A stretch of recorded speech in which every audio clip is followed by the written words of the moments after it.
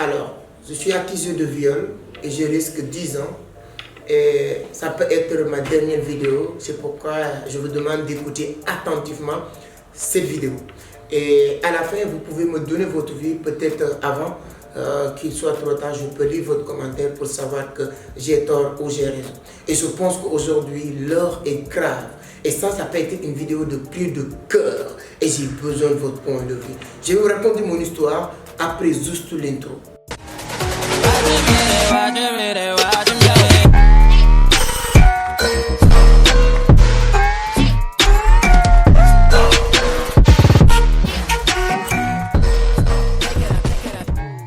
Alors, merci beaucoup. Mais avant d'attaquer le sujet, si c'est la première fois que vous tombez sur mes vidéos et vous demandez qui est cette personne, moi je m'appelle Amadou Seck, je suis le fondateur de Vision d'Afrique, initiateur du club Entreprendre Autrement. Ici, on parle de business, d'investissement, de l'entrepreneuriat, surtout de la crypto-monnaie.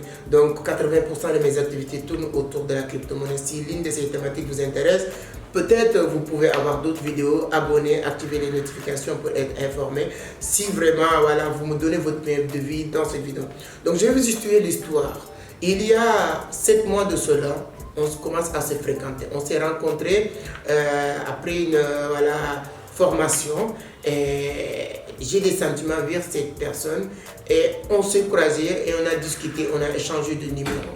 Et on commence à se fréquenter. Et voilà. L'attachement est, voilà, c'est-à-dire que les choses passent vite. Sa famille, tout le monde me connaît. Ma famille aussi le connaît. Et on commence, je pars chez lui, chez elle, elle vient de temps en temps chez moi. On commence à discuter par message, par téléphone. Donc on se discute par tout le temps. Et j'ai cherché à comprendre, avant d'entrer dans cette relation, est-ce que la fille a plus de 18 ans? Et j'étais sûr à 100% que la fille a 18 ans. Vous savez, la fille a 18 ans. Donc plus que le temps passe, plus que voilà, on a plus voilà, les sentiments et tout. Vous le savez, vous êtes peut-être un homme ou bien une femme, vous connaissez comment ça se passe quand vous êtes en relation avec une personne. Et vous, ce n'était pas la personne l'autre, mais moi j'étais sûr à 100% que je l'aimais et j'étais amoureux de la personne. Imaginez qu'on se retrouve seul de temps en temps.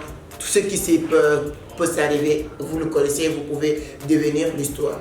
Donc, un bonjour, on commence à se fréquenter, voilà, les choses passent vite et tu vois ce que je veux dire.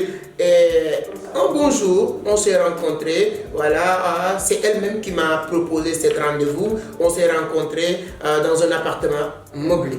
Lorsqu'on s'est rencontrés dans cet appartement meublé, elle est venue, on ne l'a pas forcée, on ne l'a pas obligée, elle est venue dans cet appartement, on est là, on discute, on boit, on a acheté, on a mangé, on a fait tout ce qu'il faut faire. Et voilà, ce qui s'est passé, je vais dire la vérité, on a couché ensemble. Lorsqu'on a couché ensemble, et voilà, tout se passe bien, on discute, et à la fin de tout ça, elle rentre à la maison, et je rentre à la maison, on continue à communiquer sur WhatsApp, même pour dire, voilà, pour se taquiner entre nous, voilà, j'espère que vous avez aimé la journée, ainsi de suite, oui, ça va, tout se passe bien. Écoutez bien, une semaine après, je pense que vous avez compris. Après cette journée, voilà, bien, on s'est voilà, passé un bon moment, amusé et tout ça. Ce qui s'est passé, c'est passé. Une semaine après, j'ai reçu une plainte pour viol. Je ne sais pas quoi là. Et le lendemain, les choses passent vite. Le lendemain, je dois répondre au niveau du commissariat de Dakar.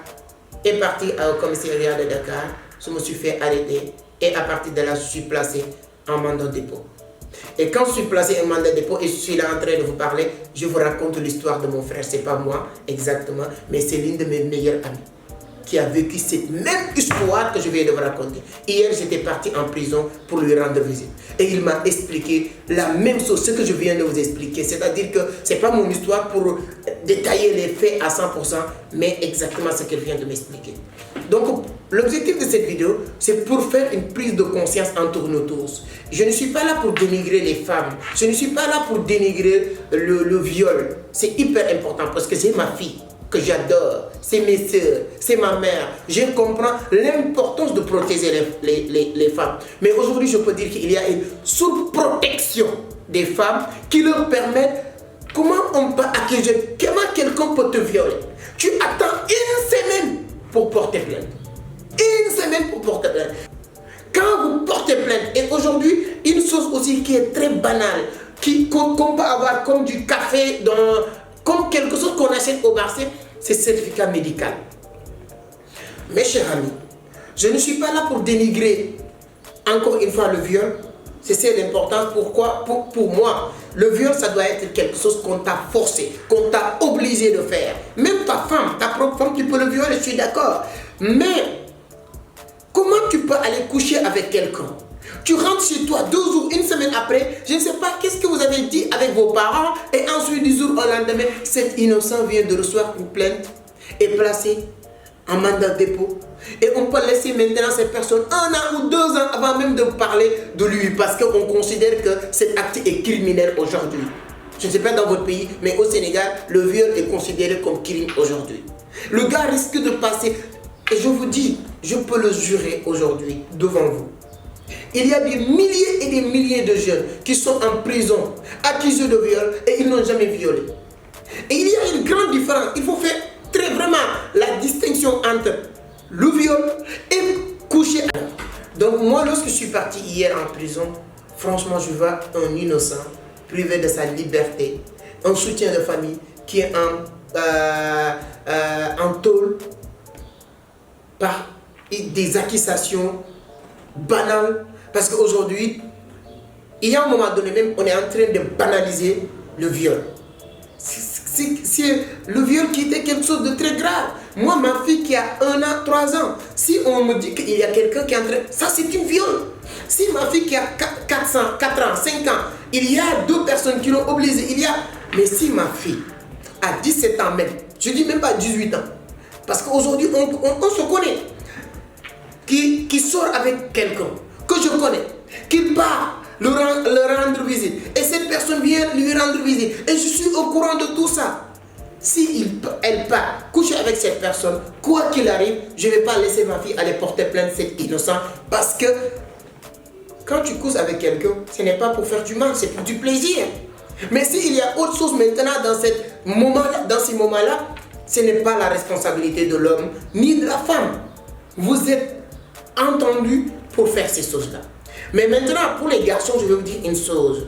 Je pense que ce n'est pas pour contrer les femmes. Moi, comme je l'ai dit tout à l'heure, j'ai beaucoup de respect pour les femmes. Mais vous les garçons, quand vous sortez avec une fille, ne dites pas que parce que je lui ai fait confiance, ne dites pas que parce que je l'aime. Demandez cette personne, est-ce qu'elle a 18 ans déjà? Ça doit être une obligation pour toi. N'ayez pas cette complexe de dire que oui, je sors avec la fille. Non, non. Essayez d'être sûr que la personne a 18 ans. S'il le faut, vous lui demandez sa pièce d'identité. C'est-à-dire que ne sacrifiez pas votre vie pour un plaisir de 4 heures. C'est-à-dire que vous risquez grave. Et vous courez plus de risques que la fille à cette relation. Donc, demandez cette personne, essayez d'être sûr qu'elle a plus de 18 ans. Ça, c'est un. Deuxième chose, peu importe l'envie, peu importe le désir, peu importe l'amour que tu as envers cette personne, le moment, si c'est moment accidentellement ou bien consentement que vous êtes en train de vouloir de le faire, essayez d'avoir des preuves que la personne ou la fille est d'accord de ce que vous êtes en train de faire. Je ne sais pas comment. Posez-lui la question, est-ce que vous êtes d'accord? Est-ce que vous êtes prêt? S'il le faut, essayez d'enregistrer ce que vous êtes en train de lui poser comme question. Parce qu'il y a un moment donné, vous n'êtes pas protégé, vous devez prendre ses gardes. Si une fille vous porte plainte, je vous dis une chose, quoi qu'il arrive, si vous couchez avec une fille, elle est d'accord, peu importe ce qui va se passer, si elle part au niveau du commissariat pour porter plainte de viol, avant même que toi tu justifies, on te met déjà en garde à vue. Après 72 heures ou 24 heures, après ce délai de garde à vue, on te met en mandat de dépôt. C'est vrai, c'est pas vrai, quoi qu'il arrive, c'est comme ça que ça se passe. Donc il faut avoir des preuves palpables, solides, avec un bon avocat qui pourra s'en sortir. Et ces preuves palpables, ce n'est rien d'autre que de dire que la fille, avant d'entamer cette relation, je lui ai demandé est-ce qu'elle a 18 ans, elle m'a dit oui, voici la preuve, elle m'a envoyé même sa pièce d'identité. Seconde, lorsqu'on sait, je n'ai pas, il ne faut pas. Si vous couchez avec une personne, on vous porte plainte, vous allez au commissariat central, ou bien à la gendarmerie, erreur monumentale de nier que vous avez couché avec elle. Si vous avez couché avec elle, la première chose c'est de dire oui, j'ai couché avec elle, mais par contre on était d'accord de le faire, voici la preuve. C'est la seule chose que je peux vous conseiller. Parce que ce que j'ai vu hier en prison, Souska aujourd'hui, ça m'a traumatisé. Parce que je j'ai essayé d'être à la place de la personne. Et je me suis dit que ce qu'il arrive, pour arriver tout le monde. Parce que nous sommes tous des humains. Souvent, tu vois quelqu'un que tu aimes. Tu peux lui draguer. Vous pouvez avoir des relations. Mais aujourd'hui, avoir une relation ou coucher avec une personne, ça devient un crime. C'est pourquoi moi, depuis que je suis sorti hier de là-bas, je ne sais même pas, ce n'est pas mon sujet. Moi, je ne parle pas de ça. Je ne suis pas un coach de, je ne sais pas, de séduction ou d'amour ou de... Non, moi, je ne suis pas ça. Mais ça m'a traumatisé ce que j'ai vu hier. Ça m'a traumatisé. Lorsque je vois tout le monde et je vois le gars qui est en face de moi, qui me parle sincèrement, que je vois, mes chers amis, il y a des milliers de personnes qui sont en train de vivre ces choses-là. Aujourd'hui, il faut qu'on arrête, il faut que nos institutions même revoient la manière de prendre le viol. Le vrai viol, c'est deux personnes adultes qui prennent une personne et le forcent. On dit que voilà, ils avaient des couteaux, on m'a forcé, voici les seins, j'ai saigné, voici. Mais aujourd'hui, tu invites une... Regarde le cas, je termine l'exemple avec le cas de Ousmane Sonko, qui est un politicien sénégalais, voilà, le chef de l'opposition sénégalais. Mais du jour au lendemain, on l'a accusé de viol comme ça, banalement. S'il n'avait pas une grande communauté derrière, qui le croit, qui fait confiance en lui, pour soutenir sa candidature, il est en prison jusqu'à aujourd'hui. Il est en prison jusqu'à aujourd'hui. Et 80, je ne dis pas que c'est vrai ou c'est pas vrai, je ne suis pas le juge, mais 80% des Sénégalais pensent que c'est des accusations, c'est des fausses accusations, c'est des choses bidons qu'on a montées par toutes pièces pour l'écarter. Mais si toi on t'accuse et tu n'as pas cette communauté comme Ousmane Sonko, tu vas aller en prison. Tu fais 10 ans. 10 ans, vous imaginez un jeune qui a perdu 10 ans de sa vie à cause de... Faites très attention les garçons. Peut-être je ferai une autre vidéo pour dire les femmes. Je ne suis pas là pour, encore une fois, contrer les femmes. Mais faites très attention les garçons. Faites très attention. Et en même temps, prenez les devants. Prenez les devants, ce n'est pas de ne pas aimer la personne, mais de dire la vérité. Et de lui dire que moi, je ne sors pas avec quelqu'un qui n'a pas 18 ans. Si vous avez plus de 18 ans, 20 ans. Être sûr.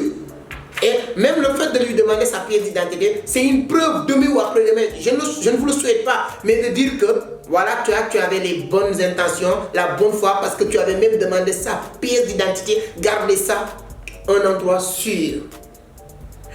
Au cas où ça vous arrive, je ne vous dirai pas que d'aller coucher avec les gens de gauche à droite, mais c'est juste pour vous prévenir. Essayez d'être sûr qu'elle était d'accord. C'est hyper important parce que ce que j'ai vu hier, c'est mon frère. Je vais continuer d'aller là-bas pour le rendre visite. Parce que c'est un ami. Mais ça m'a traumatisé. Et je me suis dit que je vais en parler sur les réseaux sociaux. La manière dont même je le parle, vous savez que ce n'est pas mon sujet, ce n'est pas mon domaine, mais c'est un cri de corps. Donnez-moi votre point de vue sur les commentaires. Si vous connaissez ces arts d'histoire qui vous a un peu bouleversé, si vous avez un frère, un papa, un grand frère, etc. qui ont vécu, un cousin, ces arts de situation, c'est une injustice. Voilà. Donc, merci. On se donne rendez-vous à la prochaine. Donc, l'histoire, ce n'est pas mon histoire, mais c'est l'histoire de mon frère que j'étais parti rendre visite hier en prison. Merci beaucoup. À la prochaine. Ciao.